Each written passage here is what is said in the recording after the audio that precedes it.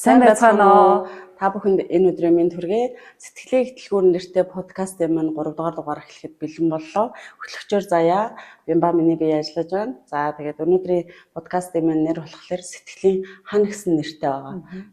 Тэгээд энэ подкастаа эхлүүлэхийн өмнө болохоор энэ номон дээр одоо Солонгосын Чо Хёнжон гэдэг нэг охины яг бодит амьдрал дээр болсон кейс гарна. Тэрнийг ингээд энэ IVF гэдэг энэ сайн дурын ажилтнуудын байгуулгын залуучуудын байгуулгын тэгээ сайн дурын ажилчдад жүжиглсэн хөргөн тоглолт байгаа. Тэрнийг эхлээд ингээ үзье. Энэ охины маань товчхон төвх гэвэл яг хараагүй эмэгтэйгээс төрсөн. Тэгээд нөгөө ээжигээ бүх зүйлд ингээ буруутгадаг, хараагүй ээж намайг яагаад төрүүлсэн, намайг ингээ зовж өсгсөн гэл тийм сэтгэлтэй байж байгаа нөгөө Африкийн Танзани улс руу ингээ сайн дурын ажил хийж яваад тэгээд ээжийн сэтгэлийг тэнд ингээ олон хүмүүстэй ярилцж хагаад ойлгоод эргээд сэтгэл нь өөрчлөгдсөн юм хөргөн түүх байхгүй. Тэгэхээр эхлээд ингээ хамтдаа бичлэгээ үзцгээе. За бичлэгээ хамтдаа үзцгээе. Миний ээж сохор. Ээж маань 20 настай байхдаа тархины авдрын улмаас хараагүй болсон. Тэрээр хараагуйчуудын сургуульд аавтай уулзаж түүнтэй гэрэлсэн боловч аав маань байнга ижиг задаж араар тавьсны улмаас эцэст нь намайг 1 настай байхад салсан.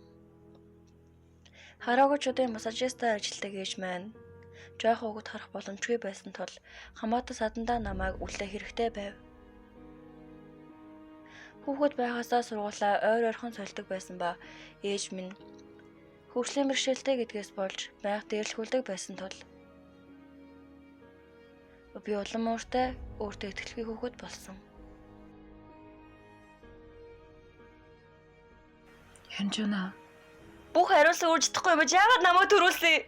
Үгүй хэрвээ та намайг өсгөх чадваргүй байсан юм бол зүрхний газар өгөхтэй байсан. Би зүгээр л бусдын адил хэвээ амьдрахыг хүсдэг. Та хараагүй байгаас болж би яагаад ингэж цавах хэвтэй юу?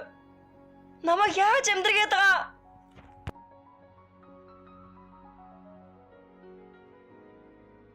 Урлагийн сургуулийн нэг найз минь төхрөнгөө борж амьдрах хэвтэй байсан надад сайн дурын ажлын хөтөлбөрийг танилцуулсан. Сайн дурын ажлын хөтөлбөр нь яг л гэрлийн туяа шиг байлаа. Дээд курсын танилцуулгаар би Африкийн Танзани руу сайн дурын ажил хийхээр явсан. Хянжана. Самуним. Та миний ээжийн талаар мэдэх үү? Манай ээж сохор. Уртгаа ажиллахгүй сохор хүн. Би сохрын охин. Ийм ээжээс болж миний амьдрал харанхуй байсан. Би үргэлж гүнхтэй ганцаарддаг байсан. Би энэ харанхуйгаас гарч чадахгүй байна. Үнэхээр хэцүү байна. Би ядарч байна. Үнэхээр хэцүү байсан байх та. Гэхдээ ээж чинь цэцэг шиг сайхан насандаа хараагүй болсон. Таны ээжийн ертөнц илүү харанхуй гэж бодож байсан уу? Ийм ээжид чи бол амьдралын найдвар утга учир нь байсан. Хэдийгээр ээж чинь эцэст төсөөлгүй харанхуйд байсан ч гэсэн чи ээжтэй гэрэлэн болж аз жаргалтай мөрөдлийг төсөөлүүлсэн байх. Гэхдээ чи ээжээс болж нулимсаа урсгаж хэцүү байгааг харуул ямар мэдрэмж төрөх бол? Юу ч хийж чадахгүй байгаа их хүний зүрх ямар их шаналсан бол?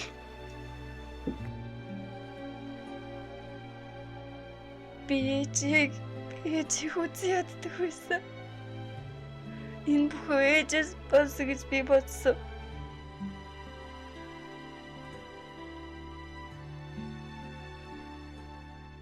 Найздаа одоо дуус төхөж байна. Ямар ч байсан дуустал нь хөвгөлтэй байцгаая. Залуусаа сайн бодтоо. Хэдийгээр бид Солонгос руу буцах боловч гэхдээ энд зураг үлдэж хүүхдүүдэд итгэл найдвар өгнө шүү дээ. 소망.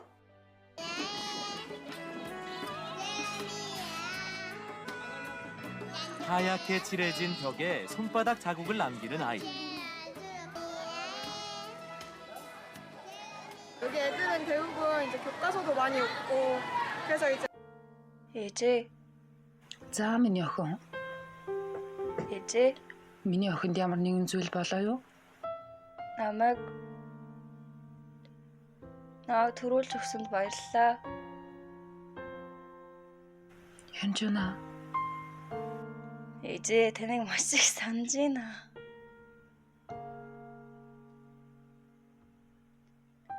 Ээжээ та уйлаад байгаа юм уу? Ээжээ та яагаад уйлаад байгаа юм бэ?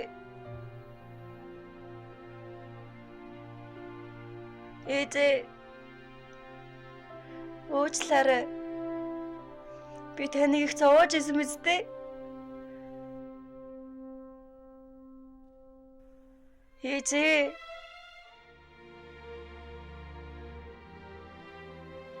та миний ээж яваад маш их баяртай байна.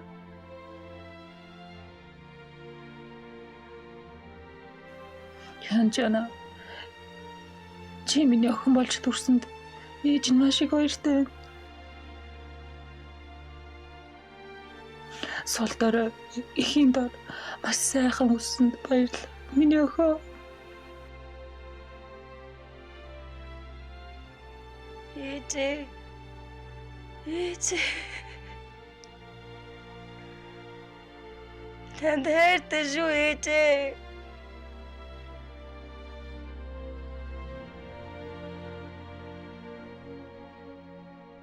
За сая хамтдаа бичлэгийг үзлээ. Тэгээд яг миний хувьд болохоор сая ингээд бичлэгийг үзэж явах үед болохоор ингээд бид нар ч гэсэн бас яг энэ охин шиг те бусад хүмүүс ч гэсэн ингээд сэтгэлийн ингээ хан үүсгчдэг юм байна. Тэгээд яг өөртөөхөн төр бодлоор тэр хүмүүсийг шүүж дүгнээд те бас тэрнээсээ болж өөртөө ингэж зовдөг талаараа сая ингээд бичлэгийг үзэж явах хугацаанд нэлийн бас бодлоо тэгээд бас сэтгэл хөдлөлөө. Тэгээд таны хувьд бас одоо энэ сэтгэлийн одоо ханыг те ханы талаар одоо хоёлаа яг энэ хэсэгтэрээ ярих учраас нэлийн цаашаа энэ охины талаар одоо энэ охины сэтгэлээр дамжуулаад ингээ цаашаа нэлийн гүнзгий бас ярьж үзье те. Тэгээ. За тийм. Ер нь хүний сэтгэлээ хүмүүс ингээд ус шиг гэж бас зөвлөж ярьд юм байна л да. Тэгээ нөгөө яа тэгэхээр ус ч юм бол ингээд байнга урсж байхдаа цэвэрхэн байдаг те. Ер нь усч урсж яадаг, агаарч урсж яадаг, хүний бие доторх цусч урсж яадаг те. Одоо цус урсж байгаад гинт ингээд хаагдчихвал энэ тэнцэнэ ингээд бөглөрөл үүсвэл одоо нөгөө харгалт өгдөг гэдэг шиг те. Асуудал үүсэж байна. Ус бол ингээд урсж байхдаа бол урсгал дундаар цэвэршиж идэг гэдэг чинь тий. Тэгээ нөгөө хэрвээ ингээ усыг хаачвал эсвэл тогтоол ус бол ер нь ийм гадны хогууд ороод доторх шавж загсан үхээд ингээд муухай үнэртэй болоо бохирддаг гэдэг чинь тий. Урсгуугаас болждаг чинь. Тэрэн шиг бас хүний сэтгэл яг ингээд урсж явах хэрэгтэй гэж үздэг юм байна л да. Тэр нь болохоор сая нөгөө бичлэгэн дээр гарч штэ тий. Нөгөө тэр охин ерөөсөө хүнтэй ингэж ярьж үзээгүй.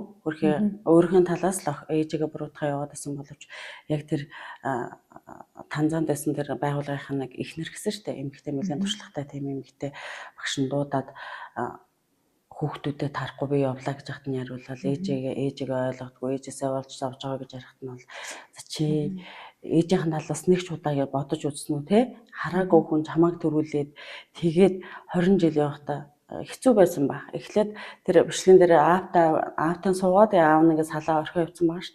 Тэгчингүү тэр хараагүй хүнд нөхөр нь орхиод явбал аюу тум асуудал шүү дээ. Тэгээд амиа хорлчмоор байсан баг. Гэтэл чи тэр чамайг гарсан учраас одоо тэр ээжд чинь аюу ирээдүй юм харагдсан те. Түүнээс ч одоо хараагүй юм бол баруун тишээ зүүн тишээ хойш урагшаа хараад тас харанхуй ертөнцид хүн бол ирээдүй харахад хэцүү шүү дээ. Тэгээд тэгж хэлсэн чинь охин яг ээжийн талаас анх удаа яг уйлж байхдаа тэр талаасаа бодож үтсэн гэдэг ном дээр бас гарч байгаа байхгүй. Тэгэхээр тэр охин яг тэр үед тэр багштайгаа сэтгэл урсгаад яг тэр сэтгэл нь өөрчлөгдсөн байгаа. Тэгээд дараа нь тэр төрсөн өдрөөр чи одоо ээжтэйгээ яриа гэхэд ээж рүүгээ ингээд яг ярьсан шүү дээ. Тэгээд тэр бичлэгтэр харж байхад бас нөгөө ээж рүүгээ яриад ээж нь бүр ингээл нөгөө анх удаа танд баярын мэнд түргээл ингээл хайртай шүүгээл ээжтэй хэлэхлээр бүр анх удаа амьдралдаа танд баярлалаа гэж хэлэхлээр нөгөө нэг охин бүр ээж нь бүр ингээд юу ч үг гаргаж чадахгүй бүр ингээд амар ингээд мэгшээд уйлдаг бичлэгэн дээр тэрийг хараад миний сэтгэл амар хөдлөөд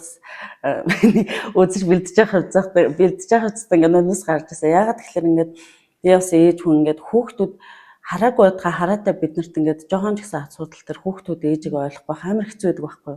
Тэгээ хүүхдүүдээ ойлгоцохгүй байх айгүй хэцүү байдаг. Тэгэхэд насаараа 20 жил ингэж явчаад тэгээд магадгүй тэр ээж хизээч ингээ өөрчлөгдөхгүй байх гэж бодчихсон чинь тэр охин өөрчлөгдөд ээжээсээ ингээ хүний нутагт очиж ингээ ярихлаар тэр хүн бүр ингээ амар сэтгэл нь тэр хэцүү байсан ачаа бол ингээ хөвдөж байгаа ш. Тэгэхээр одоо ээж охин хоёр ойлголцохгүй байсан тэр хоорондоо ойлголцохгүй шүү дээ тий. Юусе тэр том сэтгэлийн тэр хан үүссэн байна гэсэн үг байхгүй. Тэгэхээр энэ ханыг яг хэн үүсгэсэн гэж бодож байна. За юу вэ? За ерөнхийдөө энэ одоо сэтгэлийн ханыг бол мэдээж охин өөрөө үүсгэсэн шүү дээ. Тийм яагаад гэх юм бол одоо яг нөгөө та түрүүн хэлжсэн шүү дээ. Нөгөө сэтгэл яг устай адилхан гэж ярьжсэн тий. Гэтэл одоо энэ охины сэтгэл ээжийнхаа сэтгэлтэй хамт нэгдэн яг тэр ус шиг нэгдэж чадахгүй гол нь ямар нэгэн хан байгаад байна гэсэн. Тэгээ тэр охин тэр хан болвол одоо ээжийн сэтгэлийг одоо мэдрий гэсэн чи одоо тэр одоо мэдэрч чадхааргүй зөвхөн өөрийн одоо тэр бодлороо явж байгаа тэр зүйл байгаа. Тэгээ тэр охины хувьд бол хизээч өмнө нь ингээд ээжигээ яаж зовж исэн те өөрт нь ямар их хайртай тэр бүх зүйлийг ямар ч мэдрэх боломжгүйгээр нөгөө хан үүссэн учраас ерөөсөө мэдрэх боломжгүй тийм байсан. Тэгээд яг энэ дээр ингээ харах юм бол одоо бид нар ч гэсэн ялгаагүй хин одоо тэр ийм хан бидний сэтгэлд үүсчихэл юм бол миний зөв гэдэг тийм миний л зөв ээжтэй ээж нь тэр амар хөрхэн жижигэн гараараа өчнөө хүнд массаж хийгээл мөнгө аваад ирж хахад чинь тэр өгөр нь арх угаал найзуудаа шоудаал явчихсан гэдэг мундар гарч байгаа байхгүй. Тэгэхээр өөрхөн зөв учраас ингэж байгаа л гэж бодож байгаа шүү дээ. Тэгээд охины хувьд болохоор яг ингээд тэгээд дараа нь яг бодонгуудаа нөгөө нөхцөл байдал өөрчлөгдөх юм бол миний амьдрал илүү сайхан болох юм байна гэж тэр охин бодож байгаа байхгүй юу? За би танзаан руу намайг мэдгүй хүмүүс рүү ингээд хүмүүс рүү очих юм бол миний энэ асуудлууд ингээ бүх шийдэгдчих юм байна гэж боддог. Гэхдээ яг үнэ хэлэхэд нөхцөл байдал өөрчлөгдөд хизээч хүн аз жаргалтай амьдарч чадахгүй. Харин сэтгэл өөрчлөгдөх юм бол аз жаргалтай амьдарч чадна. Тэгээд нөгөө танзаанд очингууд яг миний бодлоор болохоор тэр охины яг сэтгэл өөрчлөгдсөн яг тэр үйл явц дээр хамгийн чухал зүйл бол бас тэр нөхцөл байдал өөрчлөгдсөн юм болов уу гэж бодсон. Яг тэгвэл одоо ингээ Солонгос танзан хоёрыг ингээ харьцуулах юм бол Солонгос бол нэлээд хөгжил сайтай орн тэнд мэдээж хүмүүстэй аливаа зүйлээр тэр охин бол дутаагүй те. Ингээл бүхэл одоо мөнгө төгрөгийг баялаг ч юм уу тий одоо найзуудтайгаа хамт гараад тийм амттай юм авч идэгвэл чадах ч гэсэн харин Африк руу очих юм бол тэнд нөхцөл байдал бас арай өөр байна шүү дээ тий. Тэгэхээр яг тэр мөчөд тэгээ магадгүй тэр үед бол одоо ингээд ээжээсээ одоо ямар нэг асуудал гарах юм бол ээжигээ буруутгаал ээжээсээ мөнгө аваа ингээд явцдаг. Харин Танзанд бол тэр охинд бол одоо тэр ингээд хамаагүй хүн дээр очиод тий ингээд тэнд өөрийг мэдгүй хүмүүс дээр очиод надаа ингээд байна тэгээд байна гэж ингээд гомдолж үнэхээр чадахгүй шүү дээ тий. Тэнгүүд яг ингээд би ингээд ээжтэйгээ хамт яг Солонгост байж байхдаа миний ингээд амьдрал арай ингээд гоё сайхан байжээ гэж бодсон баг. Тэгэл яг тухайн үедээ ингээд бас тэгжсэн ч гэсэн ингээд нөгөө сэтгэл дотор нөгөө нэг хашигдсан байгаа нөгөө их бодлууд нөгөө уур хилэнгүүд тэр охины дотор бас байгаа л тэнгүүдээ нөгөөдг нь ингээд тэрийг гаргаж чадахгүй штэ нөгөө өөр хүмүүст бол гаргаж чадахгүй учраас тэр нь бүр их хоримтлагтай нэг өдөр нөгөө нэг тесрэн гэдэг шиг гарч ирээд тэгээ яг ингээд бүх зүйлээ ингээд яриад тэгээд яг тэр үед ингээд ээжигээ ингээд яг ойлгосон яг л нөгөө нэг усыг нөгөө хоримтлуулахаар ингээд тэр ус чинь хизээ нэгэн цагт ингээд цалгаад ингээд гарч ирдэг штэ яг тэр шиг тэр охины сэтгэл ч гэсэн ингээд хоримтлагцаар аваад нэг өдөр ингээд гарч ирсэн байх. Тэгэл дараа нь гинт одоо тэр өөрийг нь одоо сэтгэлийг нь ингэж одоо тэр барьж ийсэн те хааж ийсэн тэр ханны талаар ингээд яг ойлгонгуудаа ингээд дараа нэг ээжийнхаа сэтгэлийг ойлгож эхэлж байгаа байхгүй. Тэгээд яг ээжийн хувьд бол яг тэр охинд одоо өөрийнхөө сэтгэл нь яг ус шиг усж байгаа боловч нөгөө хан дээр очиод нөгөө хан байх юм бол ингээд буцаал тэнд ч ингээд очиод зөвхөдөл буцна гэдэг шиг яг тийм зүйл одоо ээжийн тэр охиныг нөгөө ээжийнхаа сэтгэлийг мэдрэхэд саад болоодсэн байгаа байхгүй. Тэгээ яг энийг ингээд яг үзэж яхад ч гэсэн бас би бас ингээд яг өөрөө бас бодож исэн ингээд яг л иймэрхүү зүйлүүд яг хүмүүсийн ингээд хооронд болдгийм байна. Тэгээд нөгөө хан чинь бол сэтгэлийн ханыг бол хүн ингээд харж чадахгүй шүү дээ. За одоо сая ингээл алхаж орж ирээл ингээл гэртээ ирдэг ч юм уу те хан ингээд тусгаарлцсан байгаа харах юм болоо энд ханд байна гэж мэдж байгаа боловч яг ингээд сэтгэлийн тал дээр байх юм бол яг тэрийг мэдэх юмш боломжгүй. Тэгээ хин нэгнээс ингээд тэрийг сурч ингээд ойлгож лахгүй бол хүн ингээд сэтгэлийн хандлаар ерөөсөө ойлгохгүй мэдэхгүй. Тэгэл жишээлбэл одоо хоёр айл байхад голоор нь хан тусгаарлцсан бол нөгөө айлд ямар зүйл асуудал болж байгааг мэдэхгүй шүү дээ. Яг юу ч сонсогдохгүй, ямар ч чимээ гарахгүй гэдэг шиг хүний амьдралд яг энэ сэтгэлийн хан гэдэг зүйл бол нэрээ үнэхээр бас хүмүүсийг нэг нэгнтэй энэ одоо ингээд нэг сэтгэл одоо нөгөө холбогдоход дандаа хаалт болж өгдөм байна гэдгийг үнэхээр ойлгосон. Тэгээд энэ ханыг хамгийн гол нь хэн босгоод байна гэхээр хүмүүс бид нар өөрсдийнхөө бодлоор миний зөв гэдэг үднэс л энэ хан үүсч байна. Охины одоо хувьд болохоор ингээ ээжтэйгээ хан үүсгээд гэхдээ одоо ингээ тэр хан айл хэдийн нураад одоо аз жаргалтай амьдарч байгаа тийм ээ. За тэгвэл одоо бидний өдөр тутмын амьдрал дээр ч гэсэн бас иймэрхүү асуудлууд маш их гардаг тийм. Тэгээд таны хувьд бас одоо хин нэгнээс ингээ сэтгэлээ одоо хаагаад юм хан үүсгэжсэн зүйлүүд байгаа юу эсвэл одоо энэтэй холбогдолтой тийм одоо жишээ ч юм уу те байгаа бол тэг бидэртэй уулзсан байлгүй яг хаа энэ жишээ ч ер нь за хосуудын хувьд л гэхэд ч одоо эхнэр нөхөр ч юм уунаас хосуудын хувьд бол энэ асуудал айгүй их нийтлэг гардаг. Тэгээ гардаг ч учраас ер нь нөгөө сэтгэлийн хан ойлголцохгүй юм хан үүсч цуцаарч явсаар хагаад бүр хоорондоо амьдарч чадхааргүй хүртэл салж байгаа усуд хүртэл салалт чи ер нь тэр штэ сэтгэл ойлголцохгүй миний зөвгөө хоёр талд өөр өөрийнх нь талаас хан үүсгэсэн. Тэгээд нөгөө тэр хоёр хан чинь нийлэхлээр яг амар зузаан хан болно үстэй. Тэгээд бүр ингээд ер нь хамгийн тэр гол нь миний зөв гэдэг чи айгүй буруу болчиход байгаа хгүй хан үсээ. Тэгээд нөгөө яагаад тэгэхээр нөгөө үнтэйгээ ярилцаж нөгөө хүний талаас ерөөсөө ойлголцоогүй хоёр талд хоёр ондоо юм бодож байгаагаас болоод ийм асуудал үүсэж байгаа гэж ерөнхий нийтлэг би хардаг. Тэгээ сайхан манай нэг танил найз дүү бас тааралдаг гэсэн юм багч ерөөсөө ойр нөхөртөйгөө уулзраасаа ингээ олцохгүй айгүй хүнд байна харьцаад айгүй хэцүү байна. Тэгээ юм ярихлаараа хэрүүл болчих гоод тэгээд ер нь айгүй хэцүү байна ингээл салдаг юм билүү гэж заримдаа бодож ин гэлдэг байхгүй. Тэгээд таар сая ярилцж чинь уу яаж яаны чинь ингээд удаан ингэж байгаа юм уу гэдгсэн чинь сүүлийн баг 3 жил гэж байгаа юм. Тэгээ ярилцж чинь үхлээ ярилцаг гэхлээр уурлаад унгийн. Тэгээд ингээд дундгийн ингээл ер нь нөхрөөгээл буруутгаад байлаа л да маань хүн дэнгүүд яг нь нөхрийн талын сэтгэлийг бас маань ойлгохгүй бол миний зөв нөхрийн буруу гэсэн манай тэр дүү бол явж байгаа. Нөхөр ч гэсэн нөгөө талд миний зөв би амьдралын хандлуу те ингээл ингэж байгаагаа явж байгаа байх гэж би бодсон. Тэгээд энэ сэтгэлийн талаар сэтгэлийн ертөнцийг ер нь хүмүүс сурвал айгүй чухал байхгүй юу? Хүний ер нь нөгөө түрүүн чи хэлсэн шүү дээ тэр аз жаргалтай ингээд байх гэдэгт ер нь их нөхцөл байдал тийм их нөлөөлдөг юм байна л да чухал. Ер нь хүний сэтгэлд бүх юм явагдчихэдэг. Тэгэхээр тэр сэтгэлээ ойлголцохгүй тэр хоёр хосын хооронд сэтгэл урсж өгөхгүй байгаа хгүй. Угаасаа ярих гэхэлэр яадгүй урлан эсвэл ингээд идэг ярилцдаггүй гэж байгаа чи ерөөс айгүй том хаан үүссэн байгаа гэсэн үг байхгүй. Жишээ нь хосууд дээр юм яг өөрөө л яг ингээд те манай нөхөр надтай ярилцах дургу дандаа ууралдаг. Тэгэл яг ингээд өөрөө ингээд тэрэ бодоод орхицсон. Тий орхицсон. Тэр нөхөрт бас яг ямар байгаа вэ те жишээ нь тэгж байгаа байхгүй би тэр ярьж байхдаа эсвэл ингээ хотод байвал яг ингээд байр савах гэхлээр үнэтэй байна. Тэгээд ингээ гэр хоол тахшаа шаав гэхлээр надад хэцүү байна гэ би байр төрүүлж байгаа гэж байгаа. Манай нөхөр хөдөө агаарт гоё ингээд амьдрах гоё гэж ярьж байгаа. Чи тэгвэл хөдөө гоё штэ. Гэхдээ хүүхдүүдэд томолгоод хамт тэгвэл хөдөөнө гараа. Хүүхдүүдээ суган соёд төсөөлөл энэ чинь ингээд төгс ингээд ярьж үтсэн үхлээр тий хөдөө гарах гоё тгий гэж би боддог. Тэгээд нөхөртөөгөө тэгж ярьсан үхлээр яриаггүй гэдэг байгаа. Тий тэгэхээр өөрийнхөө бодсон юмыг тэр тэгжил бодож байгаа ойлгоно гэж яг өөрийгөө зөв болгочоод явж байгаа. Ерөөсөө яриаггүй мөртлөө тэр чинь айгүй чухал сэдв шүү дээ тий. Тэрнийгээ хоорондоо ингээд за хоёлаа тэдэс хэдэн жил амьдарч тэнчэнэ ингэчээд эдээс хэдэн жилдээ гараад тэнчэнэ байгаа амьдар очоо ингэж амьдраа ингээгээд ярилцчвал тэр чинь ойлголцох байхгүй. Ярилцаагүй учраас нөхөр буруу ойлгоцоо энд эхнэрийг одоо насаараа те баг ингээд байр төрөслөө дэмэмд бөнгөрөө тэгээ бухимдаад яваад байгаа хгүй. Тэгээ гих мэтчлэн жижиг мөнөөс ахуулаад нөгөө сэтгэл урсгаж ингээд хоорондоо ингээд ярилцаагүй учраас ийм асуудал үүсэж байгаа.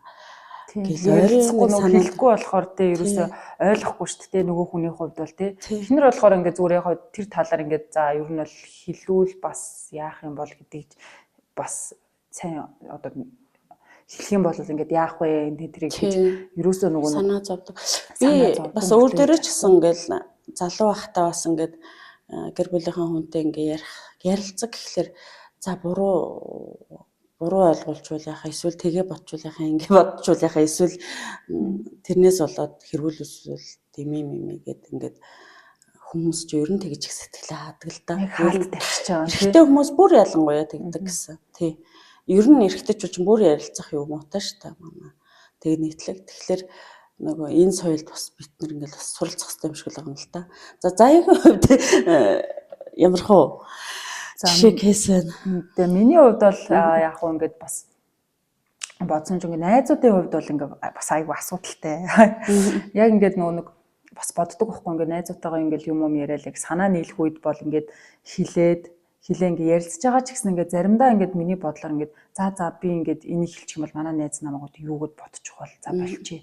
За наа чи угаасаа л тийм юм чи гэдэг ч юм уу. Яг ингээд яг олон найзуудын дунд бол бас нэг тийм асуудалтай айгүй гараад идэг. Яа гэх юм бол ингээд нэг ерөөсө буруу ойлгодог. Одоо жишээлбэл сүүлийн үед ер нь ингээд бодоод хад би нэг 10 жилдээ нэг найзтай байсан. Айгүй олон жил найзалж байсан аахгүй юу? Тэгээ тэр найзтайгаа ингээд муудалцаад гэхдээ тэр муудалсан зүйл нь бол ингээд нэг тийм том зүйл бол биш. Яг ямар нэгэн одоо жижигхэн асуудал байсан баг. Тэгээ тэрнээс болоод яг тэр найзтайгаа ингээд сэтгэлээ хагаад тэнгуүтээ би ингээд тэр найзтайгаа ярмаар ч юм уу эсвэл очиж уулзмаар ч гэсэн ингээд миний сэтгэл дотор ингээд за угаасаа ингээд намайг хүлээж авахгүй л яах юм те. За намайг угаасаа харахаас баг дургуун үрж байгаа бах туу. За ер нь ингээд болио доо гэдэг ч юм уу. Тэг ингээд би ингээд дугаарыг утсан дээр хийчихэнгүүтээ ингээ яг ярих гэжсэн аа. За угаасаа намайг ярих юм бол уцаахгүй бах. За болио гээл ингээд тэгэл заримдаа ингээд юу яадаг байхгүй нэг удаа таарад автоосны чиглэлүүд таард юм а. Тэгээд яг ингээд би харсан мөрчлөө манай найз намайг хараагүй байхгүй юу. Тэг би ингээ очиод ингээ мэдлээ гэж бодож исэн ч гэсэн ингээд за угаасаа надтай мэдлэхгүй байх таа гэд ингээд тэгээд тэр найзаас ингээ аягүй сэтгэлээ хаагаад одоо баг 7-8 жил ингээд сэтгэлээ хаагаад ингээ явцсан. Тэг ингээ бүр ингээ холдсон. Тийм. Тэгэхээр яг юм тэгээ яг сая юм сэтгэлийн хаана гэдэг энэ сэдвийг ингээ сонсонгуудаа яг нэрэл хүн тэгдэм байх. Зүгээр тухайн үедээ л яг тэр үедээ алхмаа хийгээл те ингээл найзтайгаа ингээ ойлголцчихсан бол магадгүй бит хоёрын одоо нөхөрлөл одоо хүртэл үргэлжилж явах ч байсан юм билүү. Гэтэ яг тэр найзтайгаа ингээд олон жил найзалсан болохоор ингээд бас найзлага болох айгуу тийм хүнд санагдчихсэн. Миний хувьд бол тийм хүмүүс яг алхам тутам бүрдэл яг иймэрхүү асуудлуудтай байнга тулдаг юм билээ. Тэгээ яг ингээд яг тэр зүйлд ингээд нүр тулгараад ирэнгүүтээ ингээд мэдж байгаа ч гэсэн бас хүн ингээд за болио уус намайг тэгээ бодчихвол яах вэ. Гэтэ тэр хүн тэгж бодоогүй ч юм билүү мэдэхгүй шүү дээ. Тэгэл яг ярилцаад ирэнгүүт өө би бас чамайг над руу залгаасаа гэж хүсэж исэн гэдэг ч юм эсвэл би чамайг ингээ надтай таарсан ч гэсэн ингээ мэдлээд хоёул ингээ ярилцаас гэж тэр хүн хүсэж исэн байхад би л зүгээр өөрийнхөө ингээ бодлоо. За угаасаа болохгүй байна. Гэл хан үсгцэн биш. Гэл хан үсгцэн. Тэг яг тэр талаар яг сайн ингээд сонсож байхдаа яг бодсон байхгүй. Энэ хан гэдэг бол нэрээ маш аюултай юм байна гэж. Тийм. Тэгээд энэ сая яг нөгөө яг ярилцаа суужсэн чи гинт нэг айгу гоё мороод ирлээ жишээ нөгөө нэг юм дээр сарчаасан нэг Турк эмэгтэй Озлом Секеч гэдэг нэг эмэгтэй байжгаад даан улсад очиод парламентын гишүүнээр сонгогдсон байна л да. Гэсэн чинь одоо ийм муслим шашинтай эмэгтэй ирээд манай улсыг одоо төлөөлдөг хэмбэ мэмбэгээд амар хүлээдэг нөгөө хүмүүс ингээд мэйл боксоор дүүрэн цахиа ирээд тэгэд нөгөө эмэгтэй гэж мөр ингээд гадуур явж хахад нь хүртэл ингээл чихэн дээр нэрэл нөгөө ойрхон ирээл муулаал тэгээ хүмүүс амар үзэн яддаг нөгөө эмэгтэй хүн гişүн болчихлоо. Тэгээ тэр эмэгтэй анх нөгөө өөрлөө нь бүр айгүй олон удаа захиа авчиж ингэж эсэргүүцэжсэн нэг хүнтэй найз нь зөвлөд чи очиод ярилцаад үзгээд зөвлөгөөсөн байгаа байхгүй. Тэгээ тэр эмэгтэй өөрөө очиж өөр гэрт нь очиж хаалганд тогшиж уулзъя гэж хагаад өмнө уцаар яриад зөвшөөрөл аваад очиод ярилцаад тэгээ сүүлдээ айгүй найз зогсоо. Тэгээ тэр эмэгтэй тэрнээс хойш бүр вид кофе митинг кофетэй уулзалт одоо инстаграм дээр байдаг өсөмсг гэж эмэгтэй байдаг. Тэгээд тэр эмэгтэй дандаа ингээ кофе уугаад хүмүүстэй уулзаж явдаг. Тэгээд хүмүүс надыг уулзахаас өмнө миний бодож ирсэн шиг уулзсны дараа тийм байдгүй гэж байгаа байхгүй. Бид нар хүмүүсийг амар одоо энэ юу гэдэг чинь шал ондоогоор ойлгож байгаа. Ярилцаад эхлэнгүүд шал ондоо айгүй тийм гоё сайхан сэтгэлтэй. Тэгээ тэр хүний гоё юм ингээ гарч ирдэг. Тэгээд тэрүүгээрээ бүр нөгөө нэг TEDx л тэрэн дээр юм ярилцлага өгөө тэр айгүй олон сая үзэгчтэй. Тэгээ нөгөө тэр хүн болохоор одоо орноор бүр тийм том хөдөлгөөн хийгээд явдаг. Тэг хүмүүсийн хамгийн гол юм том чухал гүүр бол ингээд ярилцах. Тэр чинь айгүй том хоорондын гүүр болж өгч нөгөө хаана гэдэг шиг бас тэгэж гүүр болж өгч яадаг гэнэ. Тэгэхээр энэ нөгөө сэтгэлийн хан тийм бүтггүй үүсэхгүй тулд ер нь нөгөө ярилцах гэдэг гол юм шиг байна л да. Тэгээд дараа байлаа нөгөө боломж олдвол бас подкастер энэ хүний бүр юм нарийн юм нөгөө заавар уттай тийм ингэж ярилц тэрүүгээр бас хийх. Одоо тэр ярилцах бай тий яаж ингэж тий тэр хүний сэтгэлийг бас олж тий авах бай талаар бүр илүү нарийн зүйлүүдийг тий дараагийн дугааруудаар бэлдээд ер нь бол ингэж одоо л яг дөнгөж нэг эхлэлүүд ингэ явж байгаа шүү дээ. Яг за нэг иймэрхүү юм байт юм байна гэдэг. Тий тэр эмэгтэй талаар яг сонсч үзчихэд поо ямар мундаг юм бэ. Тэгээд тэр чинь улс төрч эмэгтэй хүн чинь хэцүү штэ. Улс төрт карьер хөөж явж байгаа хүн чинь тэгээд тэгж хүмүүстэй зүгээр ярилцах штэ. Одоо тэрэнд өөр ямар ч эд шийд ороогүй те. Тэгээ мөнгө төгрөөр худалдаа авах юм уу тийм. Тэгэхээр л ер нь хүний сэтгэлийг тэгж өөрчилж чадаад тэр олон хүмүүсийг ингэж бүр одоо тийм том групп багаараа тэгээ явж яадаг эмэгтэй гэдэг байхгүй. Тэгээ сая санаанд ороод ярьлаа. Тэрийг дараа нэг тухтаг гоё юу хий те. Тийм. Тэгээд за тэгээ ер нь бол ингээд баг манай подкастын яг сүүлийн хэсэг рүү орж ин те. Орж ин тийм байна. Тэгээ ерөөхдөө өнөөдөр бол хэдүүлээ бас нөгөө сэтгэлийн ханы талаар бас сайн ойлголтыг авлаа. Тэгээ хүмүүс бас ингээд сэтгэлийн ханаас болж нэг ингэж ойлгож чадахгүй те хаалт үсээд идэм байх шүү гэдгийг бас мэдэж авлаа. Тэгээд за удахгүй бас ингээд шинэ он гарах гэж байгаа. Тэгэхэд магадгүй тэгээд хүмүүс ч гэсэн тэгээ өнөөдөр битэрийн ярьсан сэдвтэй ижлэх ингээд сэтгэлдээ хаана үсгээд хин нэгнээ хайртай нэгнээ гомдоцсон ч юм уу найз нөхдөө одоо цугаа ажилдаг нэгнээ ч гэх юм уу ахын дүүсээж байж болно шүү дээ. Тэгээ хайртай осууд ч юм уу би энд ойлголцохгүй хаана үсцээ явж байгаа юм бол аль нь төрүүлээд буут хийгээд үнэхээр одоо миний зөв гэхээсээ илүү нөгөө эсрэг талынхаа хүнээс байр суурин дээр очиж ойлгохыг бодоо хичээгээд ярилцаад ингээд энэ хоорондох тэр муухай зузаан ханыг авч нурааж хаяасай гэж хүсэж байна. За тийм би бас одоо олон жил бас одоо сэтгэлтэй хан босгосон найзтайгаа ч гэсэн ер нь он гарахаас өмнө яриад ямар ч байсан тэр найзтайгаа буцаж холбогдоо тэгээд нэгнийхээ сэтгэлийг сонсъё гэж бас бодож байна. Тэгээд та бүхэн ч гэсэн бас одоо энэ алхмыг бас хийж үзээрэй. Тэгээд үнэхээр сэтгэл бас тий өөрчлөгдөх нь айгүй чухал шүү. Тэгээд энэ сэтгэлийн талаар багаар ч гэсэн ингэж мэдх юм бол бид одоо амьдралд аз жаргалтайгаар амьдарч чаднаа. За ингээд одоо манай подкастын маань яг сүүлийн хэсэг болж байна. Тэгээд хоёулаа урайгаа хэлээд дуусгая тий. За сэтгэл өөрчлөгдвөл амьдрал өөрчлөгдөнө. Дараагийн дугаар хүртэл баяр таа.